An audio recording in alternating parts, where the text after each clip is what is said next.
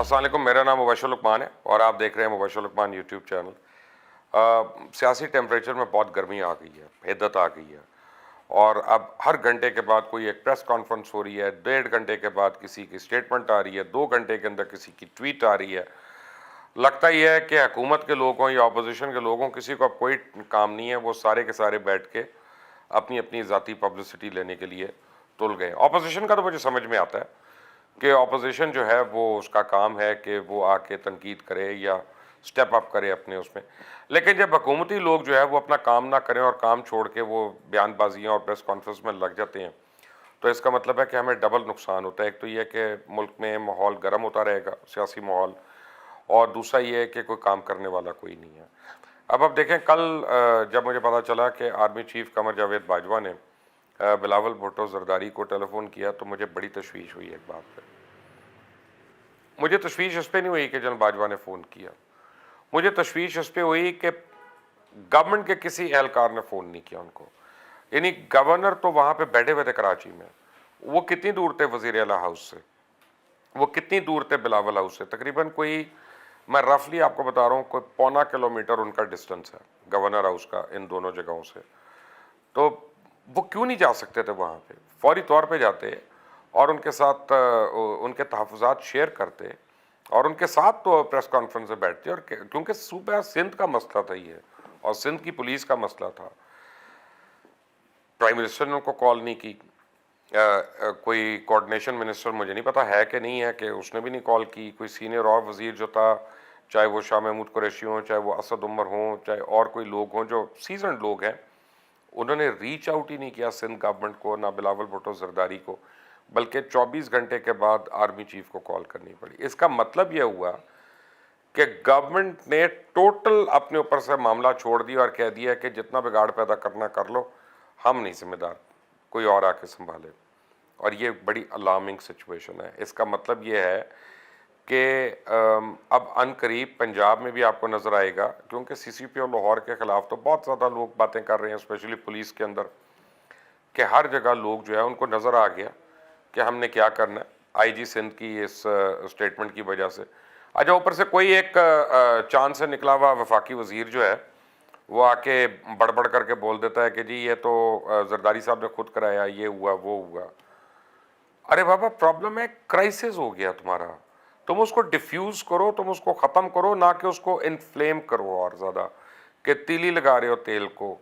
Please, ये किस किस्म से हुकूमत चला रहे हो? पूरे मुल्क को जो है एक परेशानी का शिकार कर दिया। मौलाना फजल रहमान कहते हैं कि जी मुल्क में मिनी मार्शल लॉ लगा। पहली बारी मुझे मौलाना फजल रहमान की, मैं इस बात से मैं थोड़ा थोड़ा, आप कह दें, मैं मिनी एग्री कर रहा हूँ। उन्होंने मिनी मार्शल लॉ का, मैं मिनी एग्रीमेंट में हूँ उनसे।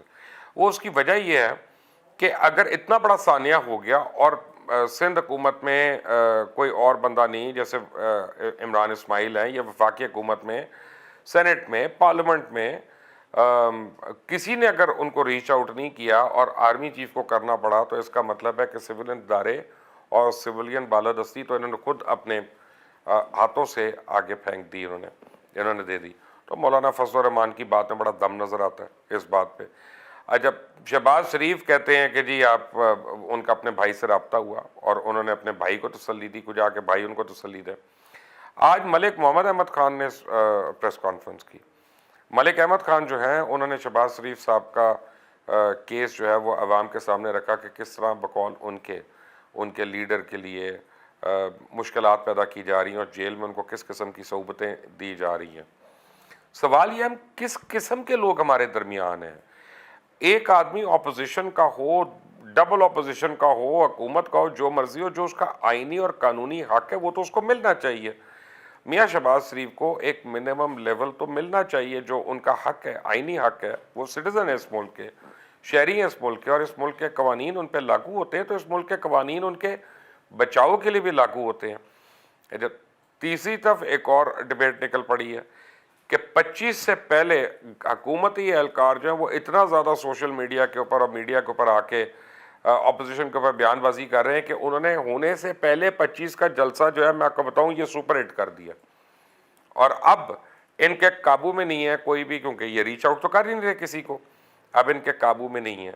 कि वहाँ पे 25 के जलसे में क्या क्या बातें हो जाएं, और पूरी दुनिया का मीडिया इस वक्त उसकी पाकिस्तान के ऊपर नजरें। आप एक न्यूक्लियर कंट्री हैं, और अगर वो स्टेट ऑफ अनरेस्ट देखते हैं और वही देखते हैं कि यहाँ पे क्या क्या हो रहा है, तो then they can be serious repercussions. आपके ऊपर सैंक्शंस लग सकती हैं, आपके ऊपर कुछ भी हो सकता है। और हम यहाँ सिर्फ मारा मारी, अफरा तफरी और हम इन चीज़ों के ऊपर कर रहे हैं।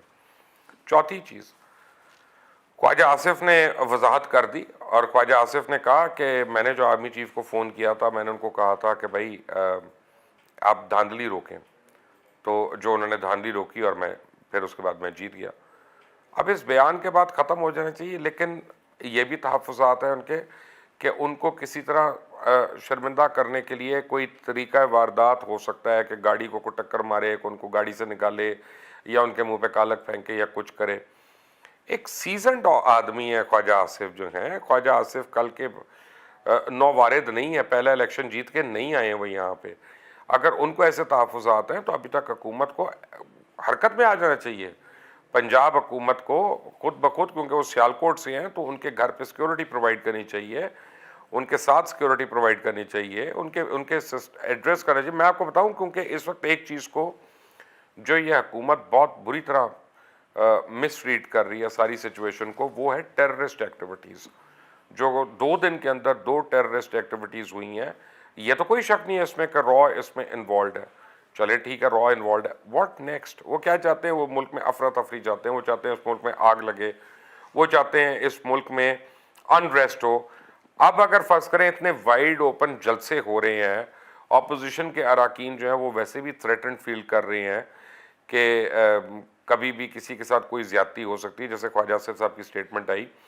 उस सूरत में खुदा ना खास्ता अगर कोई बाहर से 2 पेड असैसिन्स आ जाते हैं, तो आप सोचें कितनी बड़ी आग लग सकती है। मोहतरमा शहीद बेनज़ीर भुट्टो जब शहीद हुई, जब उनको गोली लगी थी, तो मैं उस वक्त वज़ीर था उस हुकूमत में। तो मुझे याद है कि वो कितना अनरेस्ट हुआ था, और मुझे याद है कि हुकूमत बेबस हो गई थी एक स्टेज पे वहाँ पे, जब आसिफ अली जरदारी साहब ने आके कहा कि पाकिस्तान कप्पे, पाकिस्तान कप्पे, तो उसके बाद कूल डाउन होना शुरू हुए थे टेम्परेचर्स। लेकिन उनकी आड़ में और बहुत लोग थे जो बहुत कुछ डैमेज कर गए थे, जिन्होंने बैंक्स को अटैक किया, जिन्होंने फाइबर ऑप्टिक के नोट्स को उखाड़ लिए सड़कों में जाके, जिन्होंने पेट्रोल पंप्स को नजर आतिश कर दिया। सैकड़ों गाड़ियां तो सुपर हाईवे पे लाइन से नजर आतिश हुई थी, अगर आप याद करें, और जो शहरों के अंदर हो रहा था वो अपनी जगह पे हो रहा था। और प्लीज़ इस वक्त अपोजिशन को सिक्योरिटी प्रोवाइड करें। इस वक्त उनका तहफ़्फ़ुज़ जो है वो मुल्क का तहफ़्फ़ुज़ है, वो सिर्फ उनकी ज़ात की हद तक महदूद नहीं है। हम यहाँ पे लड़ाइयाँ कर रहे हैं, और हो ये रहा है कि किसी को कुछ पता नहीं है कि होना क्या है। क्या सराइयाँ हो रही है जी, गवर्नर आज लग रहा है। अरे बाबा, गवर्नर को कल मुझे कहता है जी अटॉर्नी जनरल मिले हैं, गवर्नर को मिले हैं, गवर्नर गए हैं, वो इस्लामाबाद में उन्होंने मुलाकातें की हैं और इस पर डिस्कशन हो रही है।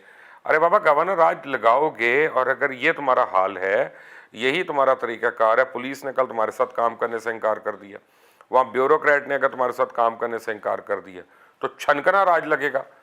भाई इन राज की, जैसे आपको मैं अभी अपनी टीम में किसी को समझा रहा था कि सुप्रीम कोर्ट की एक एग्जांपल ले लें कि सुप्रीम कोर्ट से तो बड़ी अदालत कोई नहीं है इस मुल्क में। उसकी एक मॉरल अथॉरिटी है। सुप्रीम कोर्ट के अंडर कोई फोर्स नहीं है जो इम्प्लीमेंट करती है। फर्ज करें सुप्रीम कोर्ट एक आईजी को हुक्म देती है, और वो आईजी को कहती है ये करो, वो कहता है मैंने नहीं करना। वो डीजीएफआई को कहते हैं, डीजीएफआई कहता है जी मैंने भी नहीं करना। वो डीजी आईबी को कहते हैं, वो कहता है मैंने भी नहीं करना। तो सुप्रीम कोर्ट तो जीरो हो गई। सुप्रीम कोर्ट उसी वक्त फ़ाल होती है कि जब उसको उसके इदारे जो हैं उसका तकद्दुस बरकरार रखते हुए उसकी हर हुक्म पे, हर अहकाम पे उसको मनोवन अमल करते हैं। तो आप गवर्नर आज लगा देते हैं, और नीचे आपके इदारे जो हैं वो आपके अगर रिवोल्ट में हैं और वो आपको मनोवन वो नहीं करते। एक तरफ आप कह रहे हैं कि जी वो जरदारी साहब ने आईजी से ये करवाया, तो फिर जरदारी साहब अगले आईजी से भी ये करवा सकते हैं, फिर जरदारी साहब 2 सेक्रेटरी से भी ये करवा सकते हैं, फिर वहाँ वाटर बोर्ड वाले भी ये कर सकते हैं, फिर वो केपीटी में यूनियंस भी हैं एमक्यूएम की, फिर वो भी ये कर सकती है। तो फिर हुकूमत क्या करेंगे आप वहाँ पे? तो प्लीज़ गवर्नर राज का सोचना छोड़ दें, और इस जमहूरियत का जो अमल है इसको चलाने की ज़रूरत है। और आप पॉलिटिकल स्पेस खुद से ओन करें, क्योंकि अब पाकिस्तान और पाकिस्तानियों को तशवीश होना शुरू हो गई है। और हर पाकिस्तानी जो है वो जिसको तशवीश है या वो अपना ओपिनियन अगर दे रहा है तो उसके ऊपर गद्दारी का मुकदमा मत दायर करें, ये उनका राइट है कि वो अपनी तशवीश करें, या अगर उनको किसी से कोई तकलीफ़ है तो उसका वो बरमला इजहार करें। मैं मियाँ नवाज़ शरीफ के मुतल्लिक बहुत मैंने उनके मुतालिक रिपोर्टिंग की है और मैं करता रहूँगा, मैं हर एक के मुतालिक करता रहूँगा, लेकिन fact of the matter is कि इस तरह मेडल्स थोड़ी बांट सकते हैं किसी को गद्दार कह के, किसी को कुछ कह के। हम ये तो कह सकते हैं कि ये मोदी का नैरेटिव है, हम ये तो कह सकते हैं कि इससे फ़ायदा इंडिया को हो रहा है, लेकिन हम अलकाब उस तरह के नहीं दे सकते। हमें अपनी सियासत में और अपनी हर किस्म की हमें इंटरेक्शन में, क्योंकि पॉलिटिकल एक्टिविटी में हमें वो एक एक मार्जिन रखना है ताकि सारों की रिस्पेक्ट बाकी रहे, वरना किसी की भी रिस्पेक्ट नहीं होगी। बहुत खौफनाक तरीके से हम आगे बढ़ रहे हैं। मुझे अच्छा वक्त नहीं नज़र आ रहा, मुझे बहुत डिप्रेशन है इस बात की कि हमारे जो अरबाब इख्तियार, चाहे इस साइड पे, चाहे इस साइड पे, चाहे उस साइड पे, चाहे इस साइड पे, सारे के सारे तलवार निकाल के वो जो है चौमुखी खेलने की कोशिश कर रहे हैं, जबकि यहाँ पे डिफ्यूज़ करने की बातें होनी चाहिए। तो मैं बिलावल भुट्टो जरदारी की मैं कल की प्रेस कॉन्फ्रेंस से बहुत मैं इम्प्रेस हुआ हूँ। उन्होंने बड़ी फोकस प्रेस कॉन्फ्रेंस की है, उन्होंने उसको इश्तियाल भी नहीं दिलाया, उन्होंने अपना रजिस्टर करवाया, अपने गुजारिशात जो थी, अपने तहफ़्फ़ुज़ात जो थे, ना उन्होंने धमकी दी, ना उन्होंने कुछ और किया, लेकिन उन्होंने बता दिया कि ये कितना आसान या मुश्किल काम है। अल्लाह करे सब होश के नाखून लें और पाकिस्तान जो है इसकी पॉलिटिक्स में ज़रा सा कूल डाउन हो, और जो है ना मीडिया में भी वो लोग जो इस साइड को लेके या इस साइड को लेके जो है वो ऐड ऑन कर रहे हैं, मेरा ख्याल है now is the time not to take any side. वो चाहे इमरान खान हो, वो चाहे ऑपोजिशन का कोई आदमी हो, हमें पाकिस्तान की साइड पे रहना है और हमें पाकिस्तान और पाकिस्तान के इदारे और पाकिस्तान के जो इंस्टीट्यूशंस हैं, हमने उनका मिलकर तहफ़्फ़ुज़ करना है। स्टे ट्यून्ड, क्योंकि मैं आप तक बहुत ब्रेकिंग न्यूज़ भी लेके आऊँगा। अंटिल द नेक्स्ट टाइम, अल्लाह हाफ़िज़।